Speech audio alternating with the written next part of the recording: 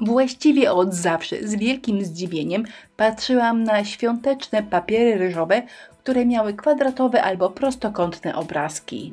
Bez sensu, po co robić coś w tym kształcie, skoro nie ma kwadratowych ani prostokątnych bombek. Aż wreszcie w tym roku pomyślałam, czemu nie? Spróbujmy.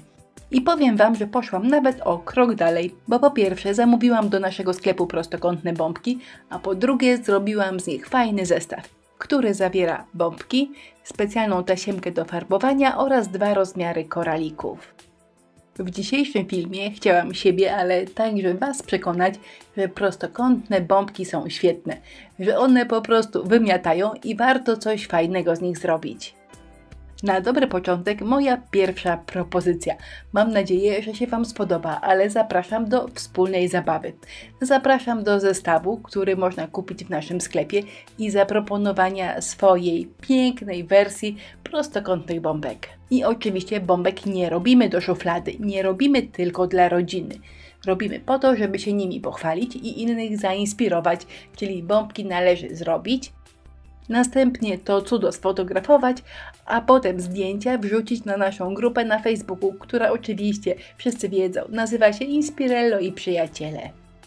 A może teraz 2 słowa o tym, co dzieje się na ekranie.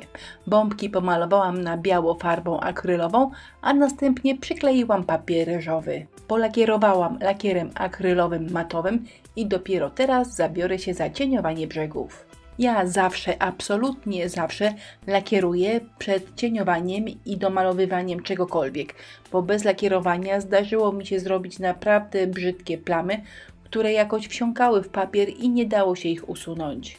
Jeżeli chodzi o domalowywanie tła, to ja u siebie rozróżniam 2 poziomy. Pierwszy nazywa się jako tako, a drugi to poziom master.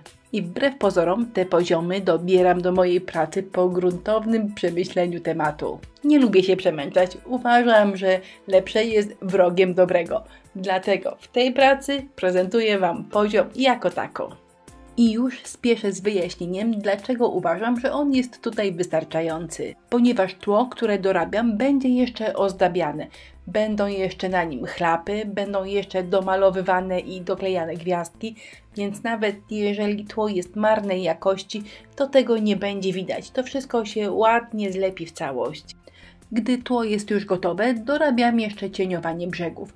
I tutaj robię 2 przeloty. Pierwszy przelot jaśniejszą farbą, a drugi ciemniejszą.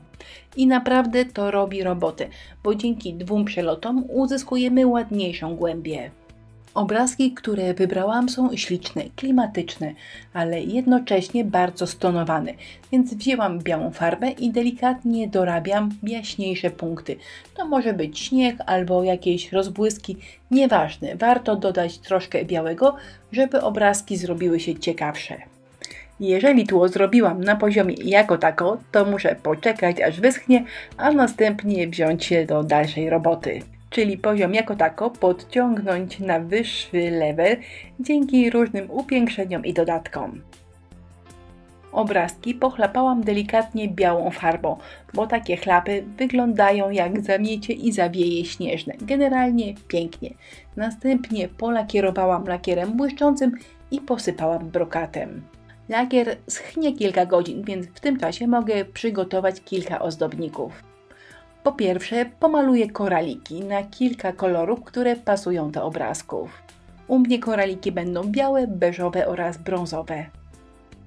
A po wyschnięciu przeciągam je jeszcze lakierem akrylowym błyszczącym. Wstążeczka z naturalnej bawełny teoretycznie pasuje tak jak jest.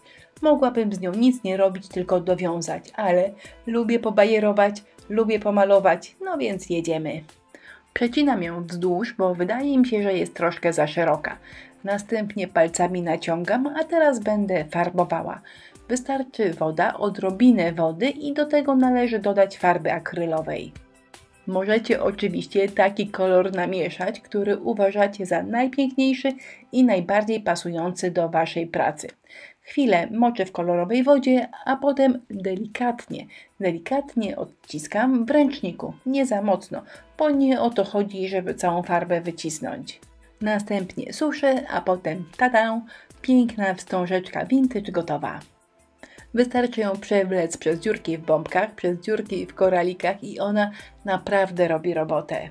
A na koniec dokleiłam śnieżynki z tektury. Nic specjalnego z nimi nie robiłam, tylko pomalowałam białą farbą i posypałam brokatem. Niestety ten kawałek filmu mi gdzieś zginął, więc uwierzcie na słowo, że tylko tyle z nimi robiłam. No i bombeczki nie wyglądają już źle, ale zawsze warto dodać jeszcze troszkę klimatu świątecznego.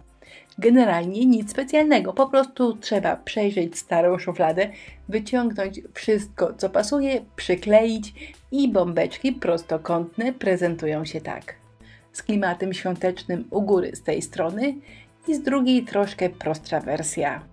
Co myślicie o takim pomyśle? Czy prostokątne bombki w ogóle Wam się podobają? Czy to ma sens? Czy ten zestaw Wam się spodoba? Bardzo jestem ciekawa. Zapraszam. Jeżeli faktycznie Wam się spodoba, to koniecznie pokażcie go na naszej grupie na Facebooku, bo jestem ciekawa, jaki macie pomysł na takie nietypowe bombki.